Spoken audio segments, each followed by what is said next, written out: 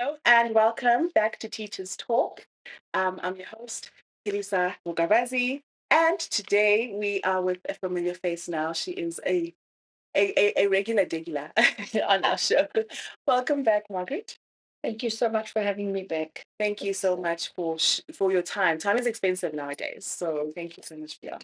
But it's a passion that we both share, an Yes, important one, definitely. parenting. Yes. So thank you for trusting me with this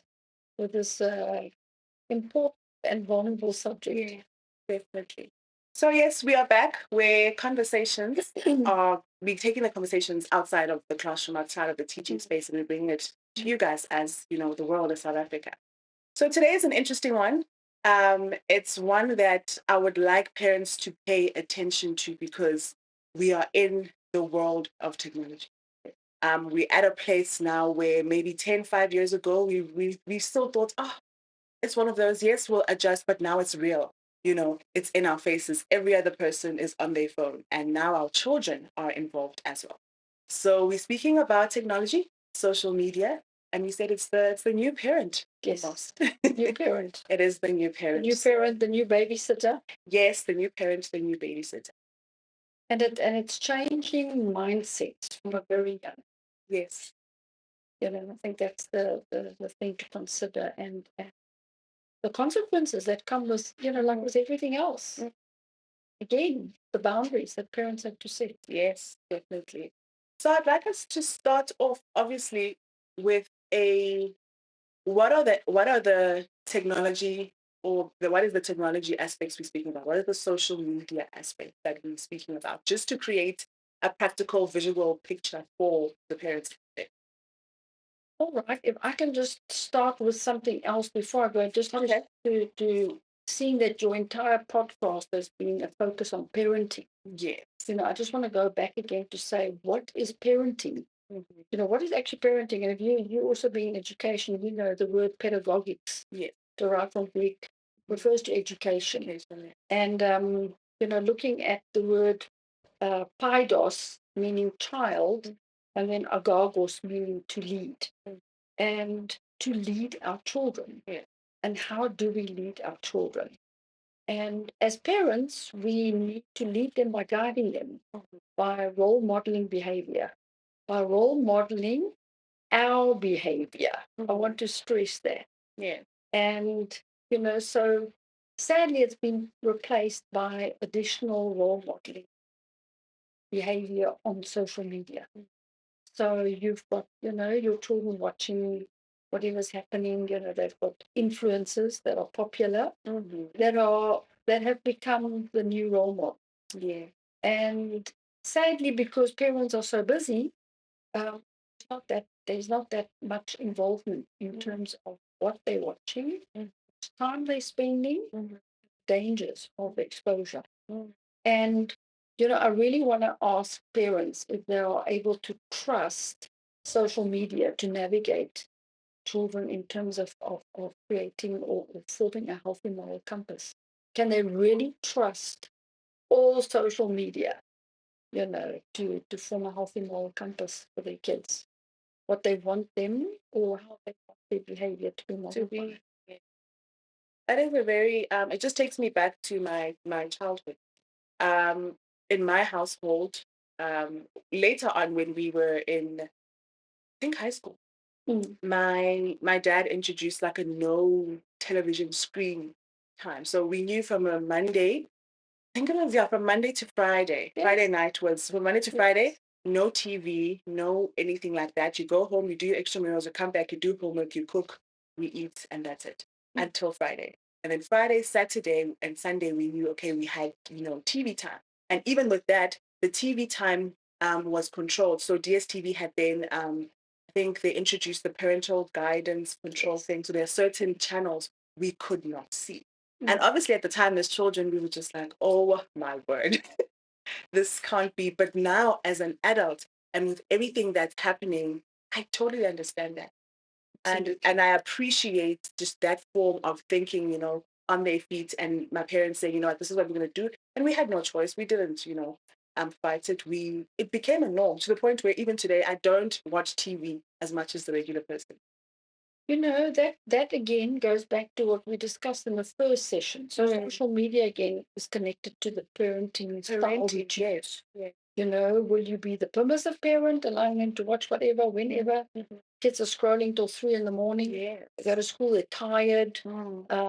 They're not involved in what's going on in the classroom. The overindulgence, so parents buying kids the best phone, the best iPad, the best everything, but withholding time from them. And then,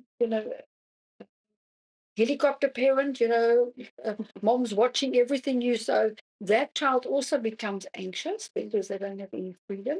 And then your authoritative style, where you set boundaries in terms, and you definitely have boundaries in terms of what they watch and parental locks, which is important, especially for your young children. Very. Because I mean the access is so wide, especially in terms of pornography, and the influence of that on the neurological files is permanently damaging. Permanent. Yeah, it's technology has so many benefits, but I think one of the negative things that we see today is social media is making our children emotionally numb because it's not a real world. Yes. It's a all fake world. fabricated. It's not a real. The children are not actually present in what they, so what they're watching is somebody else's world. Yeah. And but when it comes to the real world, and we I think one of the greatest gifts we can give our children is to develop empathy and compassion, because our world needs that. That's true. And bullying is a real problem in school, and a lot of it is exacerbated by social media and desensitizing our kids with things that where you see almost suffering made out to look like it's humor. It's another form of humor. So when children see things happening at school, they're sensitive. There's no compassion. Yeah. I looked at something. We want our children to exceed. Yeah. We want them to exceed expectations. And it comes down as parents to what we do and what we don't do. And much of what we do or don't do depends on we nourish. You know, what are they fed? Feed the children a healthy diet. They grow into healthy adults. Balanced meals. And it's the same thing with social media. It is. What are they watching? What are they hearing? Just if I look at something that the Bible says in Philippians 4, verse 8, fill your mind with what is praiseworthy, noble. And the most noble thing is to develop compassion, love for others, to be caretakers. I remember my daughter going to India a couple of years ago, and she was immersed herself in an organization that fought against human trafficking. And I mean, she saw girls under 10 that were being sold as sex slaves. And she developed a passion for that because she saw the reality. You can't see that on social media. No. It's the present and being present that stirs up, our involvement in a role. And we never do. And we want our young people to become part, present, in terms of how they partake in that. Not just watching the outside, but being involved on the inside. And you can't develop that through social media. For me, that's a big thing. It's social media has allowed our children to become blind, really blind and deaf. Even though they hear so much and they see so much, they've become blind and deaf. Because if you really evaluate what they've seen and what they've heard, they can't tell you the emotional depth of it.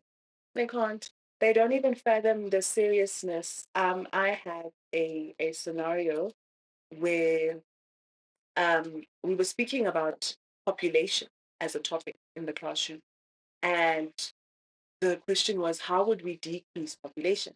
And the answer was, how do we decrease or how do we increase? But how would we increase? What are the ways we would increase our population? And my students said rape. We would increase population with rape. And I was shocked. I had to stop the lesson, I think, and I had to go into, do you understand what rape is? Do you understand that it is a crime?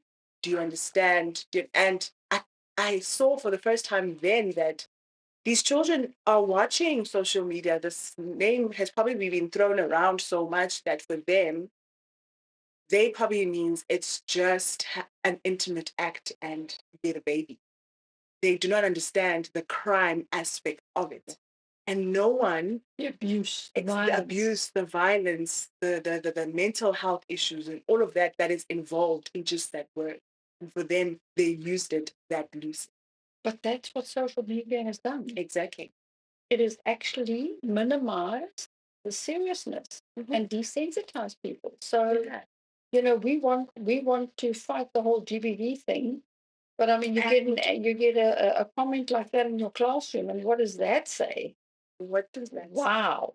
It shows, but that's why I say, Polisa, unless we develop our children's emotional IQ, or the emotional quotient, together with compassion, we raise children who are just existing and they're floating and they are not partakers in a very broken world.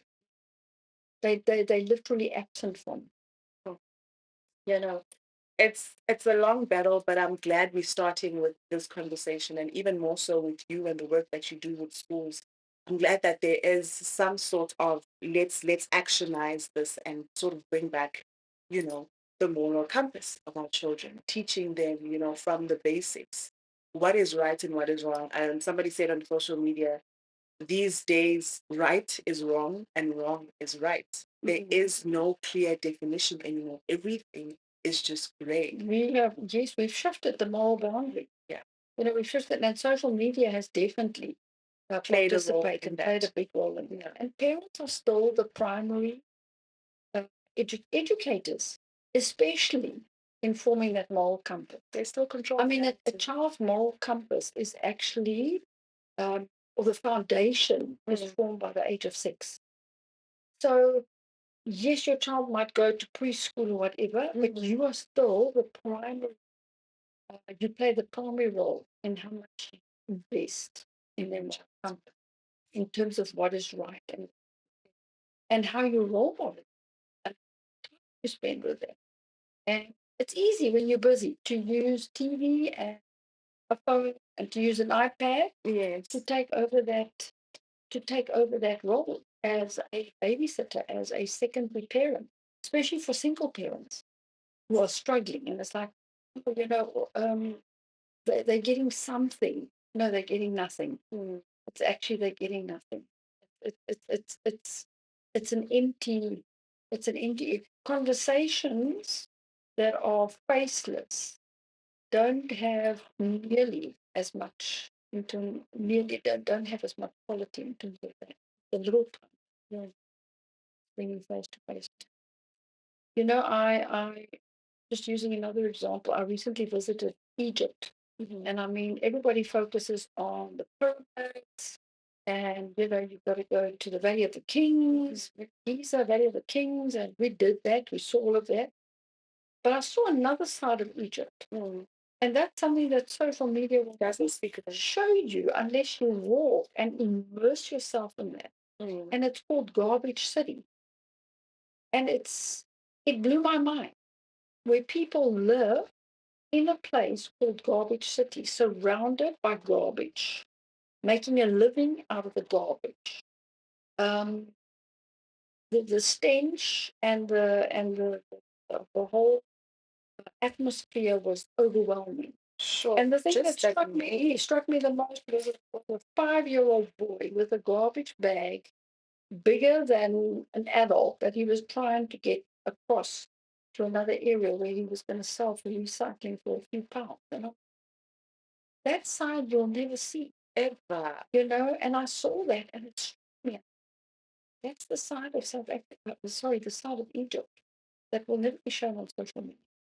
It's like our reality. You know, kids see. Yeah. What they, I see so much brokenness every day. And they, they live in their little bubbles. Uh, they maybe their perfect little world. They don't understand that there are needs. And even the more privileged you are, the more aware we have to make our children of those needs. Definitely. So that we can become protective participants and investors in that, not absent with social media create. That's bystanders as well. We cannot be bystanders. If we look at put a picture up, and show you, what I mean with at that boy. That picture disturbed me when I saw that. Uh, his parents are sitting behind him. There's definitely division. There's problems. So he's been given to social media to soothe him. Soothe him. And the depression in his eyes is very vivid. Something that struck me. Apart from the fact that his head is full but actually empty, because you see it in his eyes. All the apps. He's full, with stuff, but he's empty. Yeah. And I mean, there you see, you actually see the void in terms of relationships. Yes. And the value of relationships and time and unity and closeness. I don't know what it says to you. Well, for me, it's scary. I'm looking at the apps right now, and I'm seeing Instagram, I'm seeing TikTok, I'm seeing your Facebooks, I'm seeing all of these apps that brings for also to me to question how old should you be to sign up to some of these apps, your Twitter and all of that. How accessible are these to our children? Because if you, for example, I don't have an app like TikTok because at some point, not TikTok, Twitter, which is now X, because at some point everything that was there was so toxic for me as an adult. Like it was just too overbearing to read, what's happening on a daily basis that I every single day. So I deleted that. So now if I have this device and I've freely given it to my child or to a child or to my niece or to my nephew, and they are privy to all of these things that are there, uncensored, unfiltered on social media, what real damage? Some of the children go as far as having their own channels. They are influencers themselves. They are waking up doing get readies with me. And a get ready with me, Margaret, if you have not seen a get ready with me, is somebody who puts their camera down up there and they come out with a towel or whatever and say, today I'm going to be wearing this from Mr. Price and this from Zara, and they change basically. So if your child is a wannabe influencer, has a TikTok or a YouTube account, and is doing a get ready with me from such a tender age, what is that of their life, their career? When he or she goes to get interviewed one day, they're gonna reference a picture that was, I mean, a video that was done in 20 whatever at that time, and your child is there making a decision out of immaturity, a decision out of pressure, a decision to want to fit in, to be this influencer who dresses up. And there's nothing wrong with that, right? For the people who do that, not disrespecting those people at all. But it is wrong when it is at an age where children do not fathom what that means. You're putting your body out there as a boy child or as a girl child at a very, very young age. Absolutely. And apart from that, I mean, there's a whole lot of other content that is seen between boys and girls. Yes. And they don't understand the seriousness of that exposure. Yeah. It's, but, for me, if you look at that, Alisa, I mean, the incredible abundance of apps but there's nothing that gives this young person joy. You know, there's an absolute lack of joy, and we were created for that. We were created for connection. We were created for love, human contact. We were created for social contact. We were created for intimacy as humans. If you look at humans from the very beginning, we were created to spend time together. Families, the smaller family, the larger family, families getting together. It's, you know, that's healthy interaction, and that's how that interaction is how your emotional intelligence is developed. And there's no development of your emotion through the watching just apps. Yes. It's because you need to have a conversation with another person, looking at them, listening to what they're saying, responding. Having that kind of conversation is what develops your emotional function, being able to have social contact. Yeah. Do you know that something that I saw that is so interesting, that babies at birth depend on love and touch for their survival? That it's been proven that young babies, vulnerable babies, of course, homeless or whatever, that receive food if they take, but there's no love, no touch, can die. And that to me was shocking. And I mean, I know that my grandchild was in ICU for a while. My daughter said the most important thing that they told her was that even though the baby was on a machine and they in an incubator, the mother has to go and touch, feel, speak to them. That you can't put your phone there, or you know, this is And mom, play a lullaby. or voice of.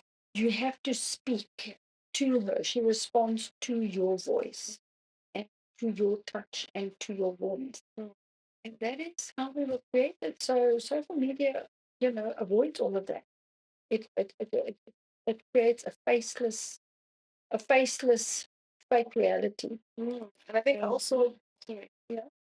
No, carry on. I also want to.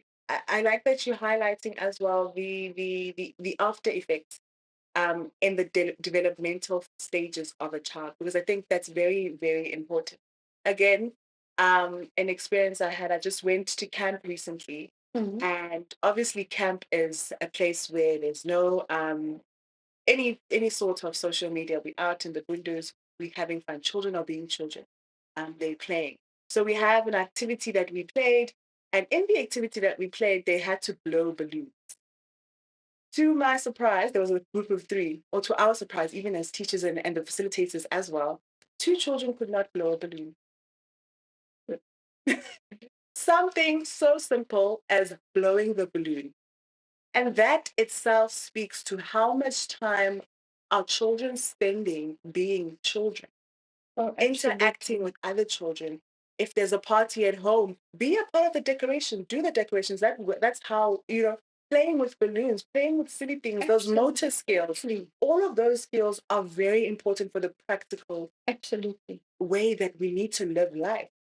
Absolutely. And yeah, we laughed it off, but it was very serious and very concerning. Blowing a balloon? Last time we said, you know, EQ and IQ. Yes. And I mean, your EQ develops through interaction.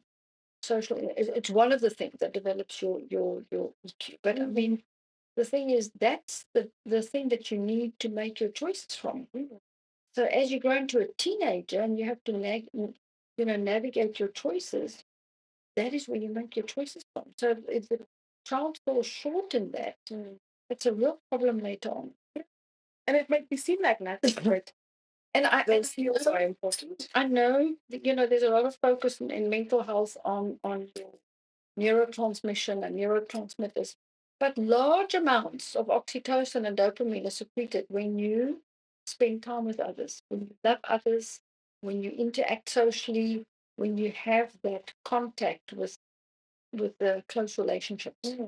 And people want to obtain that from playing games, you know, social media, etc., you know, to get that kick of dopamine or whatever.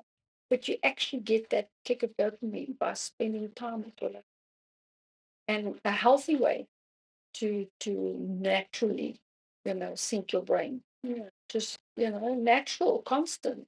It's Yes. free. It happens. Definitely. So It's tricky. There's even a study as well, the reading. So I don't know if it's recent, but I think it's a study that's continuous within the education space where not reading, writing skills. It's seen as children do not need to learn how to write or spell anymore because we are typing and there's autocorrect now. So we're facing a problem very where much so. workbooks or handwriting and things like that are being thrown out the window because now you have a tablet in front of you and spelling, you don't need to know how to spell because everything will be correct for you.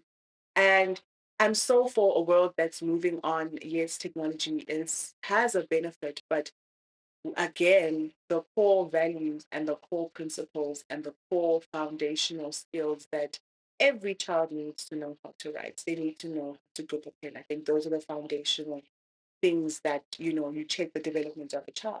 So if we're going to discard that, and to my surprise, or I think to an unfortunate event, parents are now need to spell. My child doesn't need to know how to write neatly, like because yes, maybe the world that they live in or will live in when we are gone is a world that they'll never have to write again.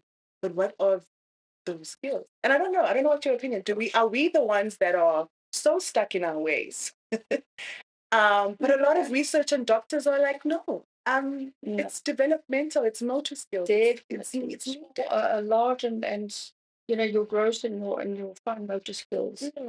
are developed through handwriting and the coordination, that coordination. Yeah. And things like, yes, spelling and checking and research. And it's too easy. Mhm. It's too easy. It just comes too easy. It's like our meals again. Mm. We don't spend time cooking the food, so We it's just take the meals easy and way out. it's junk food. Yeah. And unfortunately, social media often eats our children. Another interesting thing that I want to say before we look at that: do you know that research has shown that our human population is declining due to social media? Because people would rather spend time on their phone than with their partner. That is scary. That's Eh? very scary. That's not for the adults. Like, really? People would rather be on their phone. It's like they'll rather be on their phone than becoming intimate. So, Yeah. population decline due to We social really- media. Eh? It's like, we don't even need birth control, just have more phones. It's crazy. It is insane. That was crazy. It was a comment made by Elon Musk. But Yeah. I think social media, as much as there's a lot of positives that we get from technology, Yeah. but it's the quality and the quantity Mm. that's a problem. It's the quality of what we watch and the boundaries and the quantity. Um, I have been part of a lot of support groups with rehabilitation, and it's sad when kids are in rehab because they're addicted to their phone. Mm. And how are you going to actually have a healthy relationship with your phone? When you have to abstain from drugs, that's a bit easier because you're not necessarily going to have a drug with you all the time. But to develop a healthy relationship with your phone, a healthy relationship where it is a commodity, it's a useful thing, but it doesn't become your everything. Yes. Your drug, you kids have withdrawal symptoms. You take the phone away from them for a day and they're completely The world lost. is distraught. They are completely lost. They don't know how to cope. You see that at school? Yes, we see that at school. And it's not necessarily with them a phone because at least, I think with my age group, it's still children don't necessarily have phones as much as, they would in high school or in varsity. It's the device, it's the games, the PlayStations and all of that. And that is a huge factor. because I'm, privileged enough to work in a school where devices are a part of, the technology and the reinforcement of us teaching that to the students. It's a tough space to navigate because that device is the child's everything. Instantly, once they're done with the written work, it's back to the device. And we obviously try to mitigate it as we can, but if they know that my device is in my bag I have access to the games, I have access to this.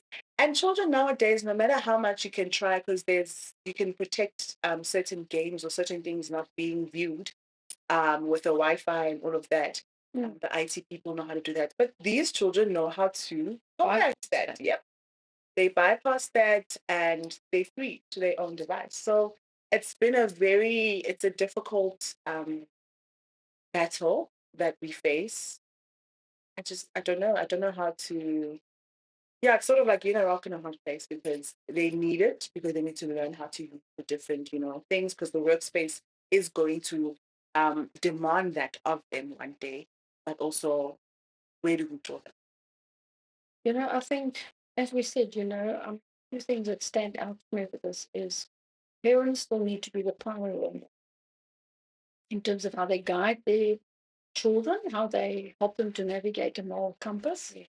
Um, helping them to see a world that is in need, developing compassion and empathy, being sensitive to what they watch and making sure that, your children don't become desensitized. And then the quantity in terms of, making sure that the children feeding, it's I think that the fact that children are so dependent on social media and so uninvolved in real life is a real problem. So it makes me think of these. Have you ever seen these programs on the 500-pound people? Yes. Yeah, those 500-pound people, Yes. they lie on that big bed and they have to be moved with a crane. Yeah. They have to be fed. They can't even feed themselves. They can't exercise. They can't do anything, but they still have to be fed. It's like, feed me. And the kids are like that. It's like, feed me with all the stuff, but they're not involved. They're not involved. So, what about their contribution? How are they going to develop their gifts and their talents by just constantly watching if they're watching junk, especially junk, if it's just TikTok and just influence the wrong kind of influence, how are they going to develop navigate their compass for what they aim to become? Yeah. It's we like I said in the beginning is precious. At the end of the day, we're all going to pass away and we all want to have a eulogy where people talk about what we did, not what we saw or what we looked at, but what did you do? What do you leave behind?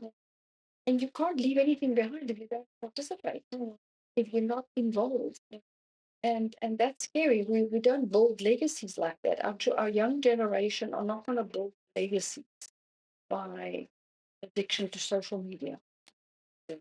I couldn't agree with you more. I think, again, going back to what you mentioned in the onset, was parents need to realize that they have the authority. During my parent meetings, I was shocked at the amount of um, parents who do not check their children's device. I grew up in a household where, like, there was just a random check. Mom would just be like, "Oh my God, can I please have your phone?" Like on a random day, can I please have your phone? And they have the authority because you are buying the device. You can go and check on the chats. You can go and check on the. But no, my child says it's just for school. Don't be oblivious to that. The devices.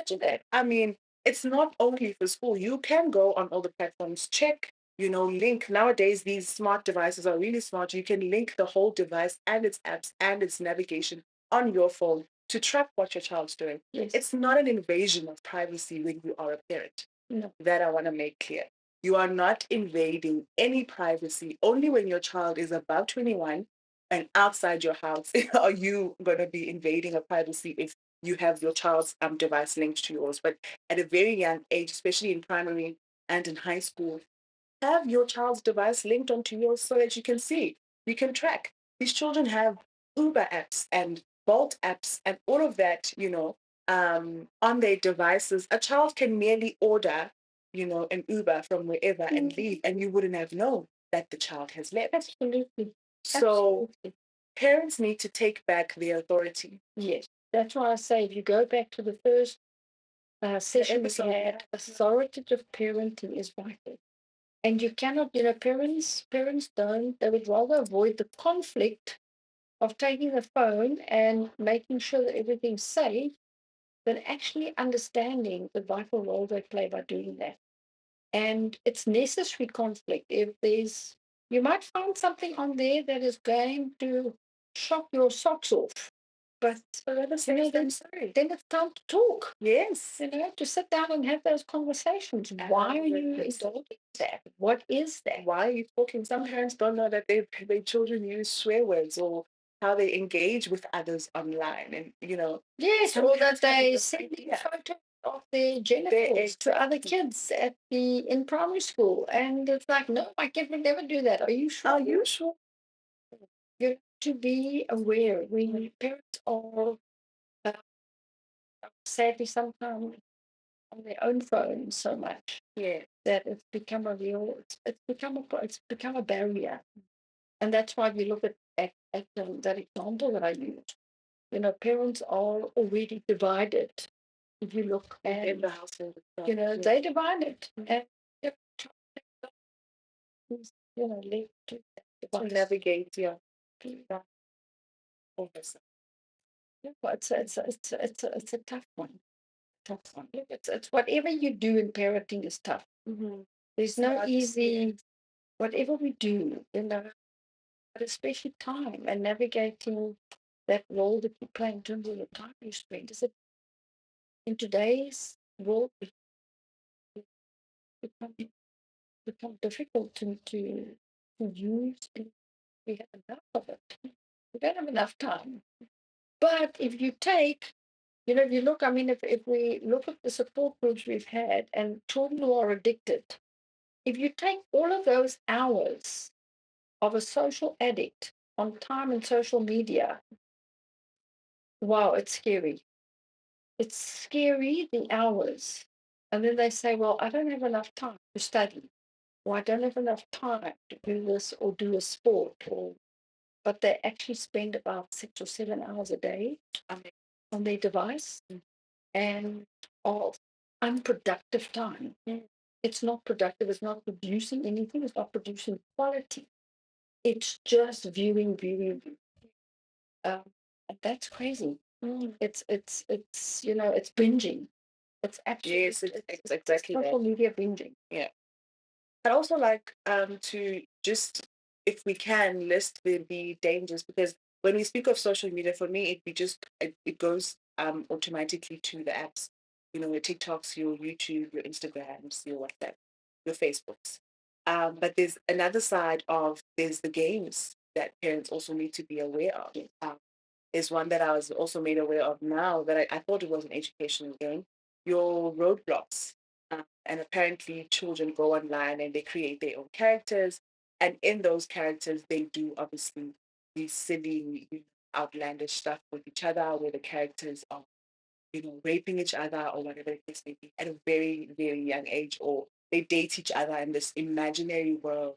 They create this facade, and these games are hectic. The other games that I can't mention now, but I will list, in this channel, where boy games where at a young age, they're shooting and all of those things. And it also then creates a different at a very very young age an image of guns. Some of these games are really really vivid, very violent, very violent and very very vivid. And you've literally got body parts, yes, exploding and all of that. That's why, and it definitely desensitizes.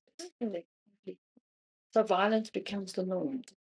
And with the for example the roadblock that you spoke about, I mean, that kind of abnormal dating behavior becomes the norm. It becomes So how are you going to develop a healthy, or how do you have a healthy relationship real one day in a real world? Yeah. By having a healthy conversation with people, if that's how you've already started up. Yeah. And so parents need to be aware of that. And And that is a sure way Mm. of creating unhealthy, definitely, because children become addicted very quickly. Yeah. Because it makes them feel good. Mhm. And it sounds quite sick to think that a boy can, or somebody could be playing a violent game and feel good. Mhm. So I mean, if you look at, your mass shootings in the US, your mass shootings with all of those perpetrators, Mm. all of them were addicted to those games. All of them were addicted to those violent games where you go and you shoot as many people as possible and you're the hero. Well, at whose expense and at whose cost, you know. It's crazy, it's dangerous. It's really dangerous, and parents don't understand the consequences of that. Yeah. It's really, it's and dating. I mean, that's a reality that our parents need to help boys and girls navigate through. Yes. together. To have healthy friendships, Mm-hmm. to have boy-girl relationships, Yes. healthy friendships, not to have that online Mm-hmm. because they're not learning to interact. They're not learning and the conversations are very, very risky. Very, very risky. Actually reminds me of a conversation I had with a parent. And obviously, I get to see them through all the stages, especially in the younger. And I'll call the boy John. So John, I had him when he was younger, grade 4, but now he's in grade 7. So now he is super, super, super, super shy. He almost just, teases the girls. He never, interacts with them. So when I had a chance to speak to the mom, I was explaining to mom, I'm like, you need to, because he's the only child. Like, you need to help him understand that there's girls in the world. He will definitely interact with girls, but he has to interact with them in a way. Because now he's just being mean. And we don't know why. But it's not in a bad way. It's just, he was just being mean because I feel like from my POV, he doesn't know how to interact with the other, sex. So I think that I like that a lot, that parents also need to navigate healthy relationships, how to mitigate that with the opposite sex. Absolutely. I mean, in a place, in a society in South Africa where we're dealing with a lot of gender-based violence and all of those things, it should come back to the home where this is what you do in a situation. You don't hit a girl or you don't hit a boy. And Speak. to have that at your home, Yes. to have that to allow that time, to actually allow boys and girls to have relationships in your space. Because that's when you can observe. And parents can, in a healthy way, not by not being not helicoptering over them in terms of but you observe and listen. And you listen to their conversations, and then afterwards you can, in a healthy way, without sounding like you're doing an investigation. Like, what's that, and what do you mean by that, and Yes. you reflect on that, because we can only do that if we can participate as parents. True. If you can allow that in your space. What do you think as a parent is the healthy stage to introduce the dating conversation? And as a parent, how do you navigate dating?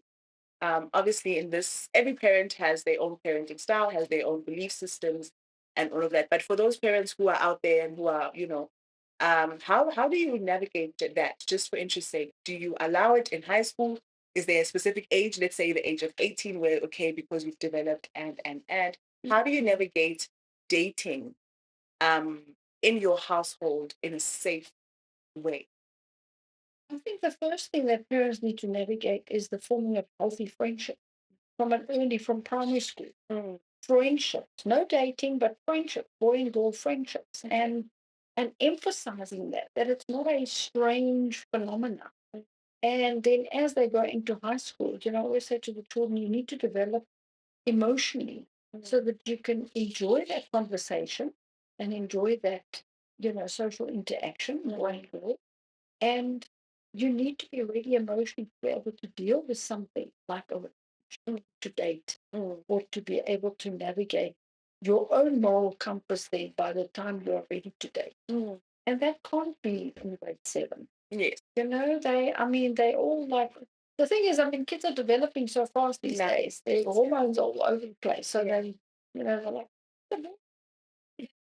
but they're not ready for relationships. Yeah. They're not really. It's so, parents have to emphasize the value of friendship. But again, it needs to take place in an environment where they can be together with, their parents and watch and see and be part of that. Yeah. Otherwise, it happens behind their back. Behind their back. And then you have no idea of what's happening, knowing how far it's going. How far is it going? How far is your daughter prepared to go at that age? How far is she already prepared to expose herself? Talking about friendship, relationships, and she took it seriously. And she had a lot of friends and she had a lot of boyfriends, but she didn't want to get serious until she left school. She said, I just, it doesn't feel right. Yeah. It's distracting from what I really want to focus on. And unfortunately, if they get involved in early sexual relationships, it really messes them up. They're not emotionally ready to cope with that, especially the rejection side. Yeah. So now you're really in love with this guy, and he's promised you the world, and you have sex with him, and then he drops you 2 weeks later. Yeah. And the girls take a big slump, and rejection, self-worth, their identity take the big knock.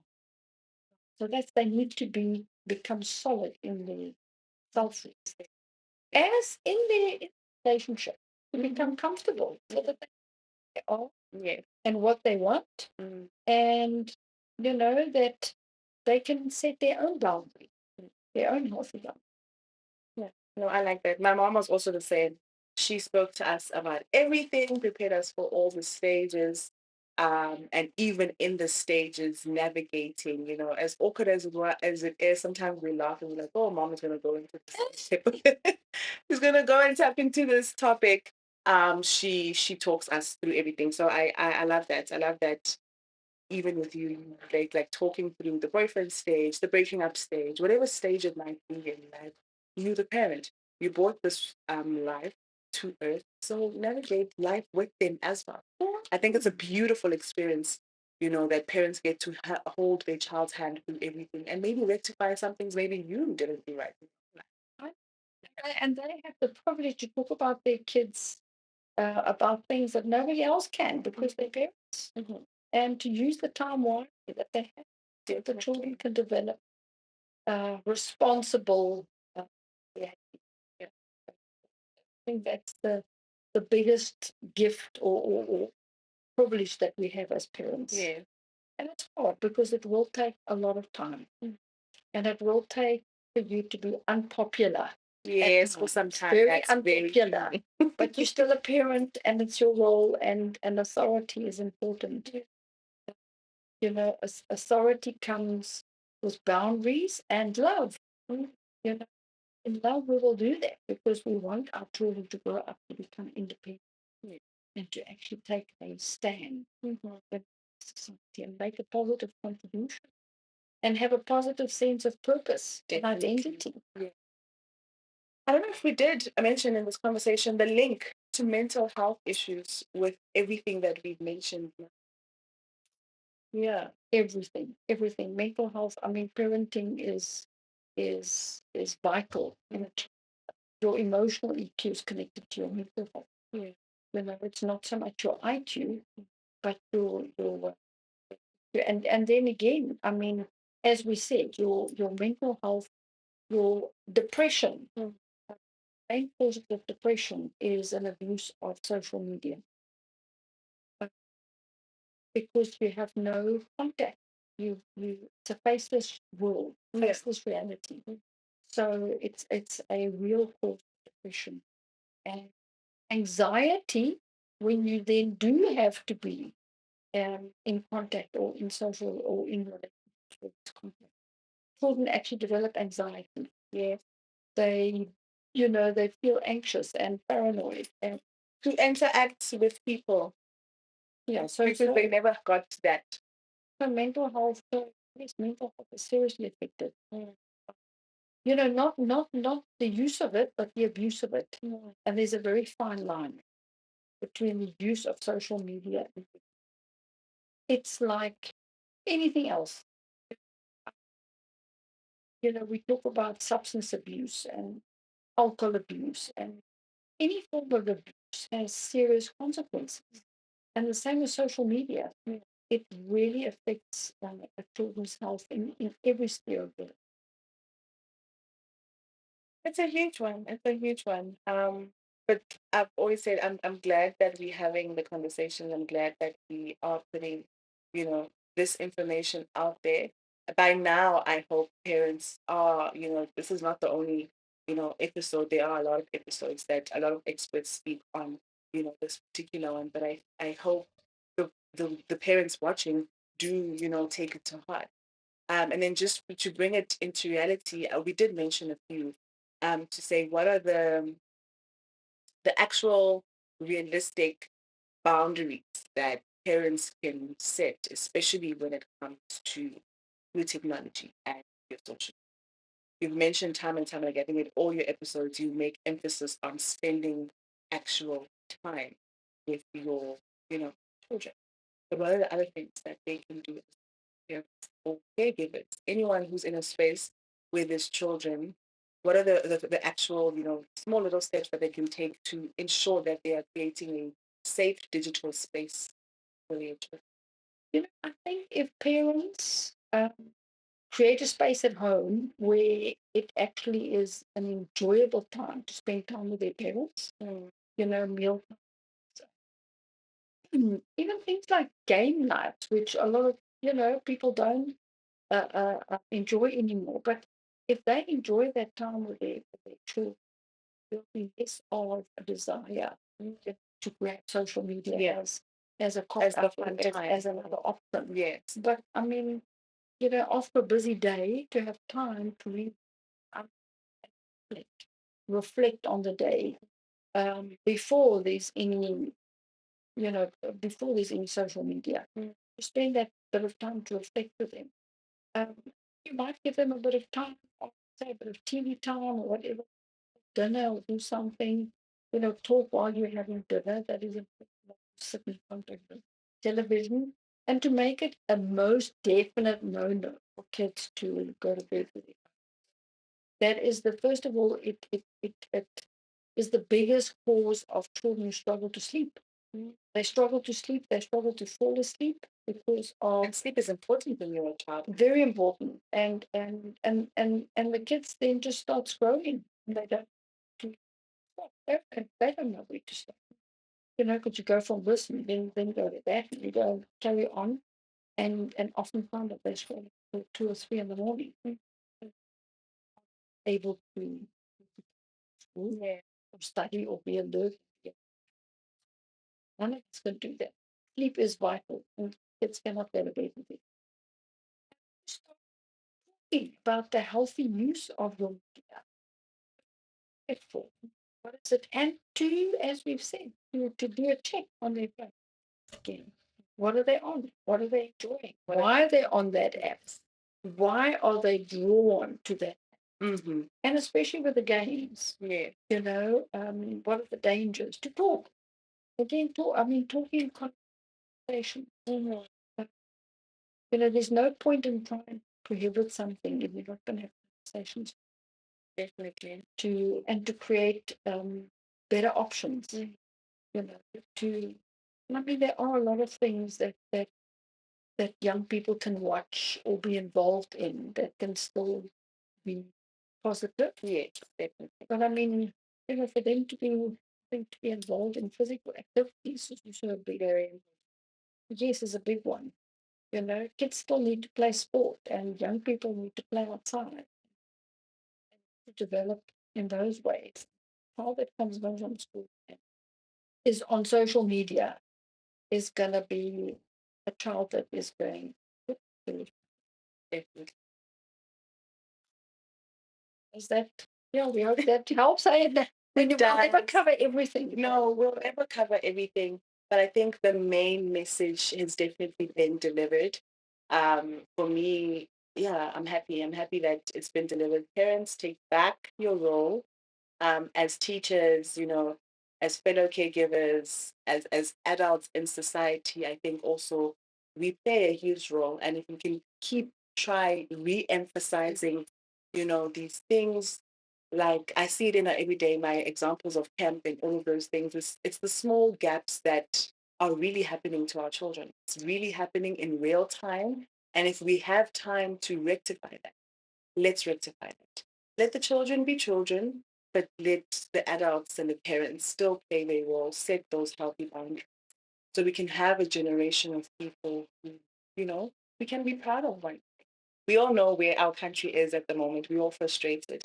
My deepest belief is we can rectify it with the children. Yes. So if the expectation as a parent is to have a child that is healthy in terms of how they're going to develop, it really will depend on input, very much so. Yes. Output, I mean, Input, output. yes. It's input is output. And what the our simple children logic. fed, if they are not fed with primary examples that you give them, they will go to secondary examples that might not be the option, the healthy option. Yeah. There's an interview, I think that Oprah did. I don't know if she was interviewed. And she said, and the research that was there was the man or the man who created Facebook, the man behind YouTube. I'm just forgetting, the names. Their own children do not have access to these platforms. And they've said this on interviews to say, no, it is garbage. So if the creator, that's very interesting. If the creator of these, platforms themselves say, I would never expose my children will only do so when they are out and they are adults. Well, it's like it's like the kingpins in the drug world. Mm-hmm. Their kids are told, if you use any drug, we're going to kill you. Exactly. Because they know that you'll become one of those poverty-stricken, people who become dependent on the substance.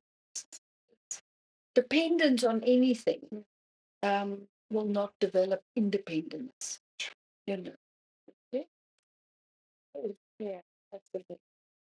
Thank you so much, Margaret. I Thank you. really appreciate every conversation we had. For me, it's important, and I'm glad that you said yes, to doing a two-part, to doing a third part, and yeah, I'm excited. I'm excited to see where this is going to go. Even if we touch just one life, for me, that's Awesome. We'll carry on, and we will have our conversations. Yes, and we'll impact where we continue. can. Thank you. Thank you for this. Thank you so much. And thank you to all of you. Please watch, please interact, please, yeah, like, share, comment, all of the above. We appreciate your views, and I do take note of them. Definitely. Until next time, I'm your host, Phyllis Mukabazi, and yeah, see you later.